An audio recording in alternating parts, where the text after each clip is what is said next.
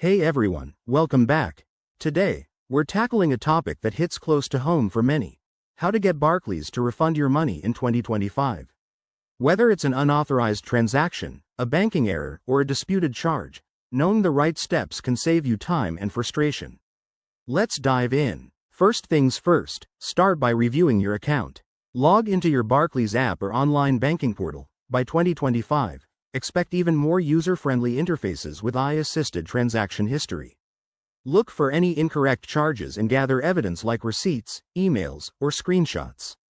This is crucial because Barclays requires solid proof to process refunds quickly.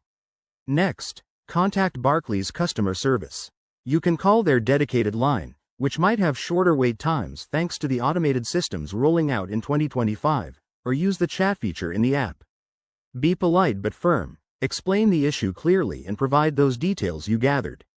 For example, say, "I was charged $50 for a transaction I didn't authorize on date." If the initial contact doesn't resolve it, escalate the matter. File a formal dispute through the Barclays website or app. In 2025, there might be a streamlined refund request tool that uses biometric verification for faster processing. Make sure to include all evidence and keep records of your communications. While waiting, follow up regularly, every 7 to 10 days, to check the status. Barclays aims to respond within 10 to 15 business days for most cases, but persistence pays off. Remember, under UK banking regulations, you have rights, especially for fraudulent activity. A few pro tips.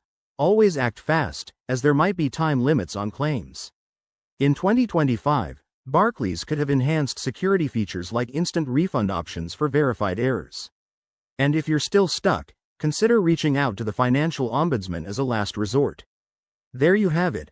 Follow these steps, and you could get your money back hassle-free. If this helped, give it a thumbs up and subscribe for more finance tips. Thanks for watching, and see you next time.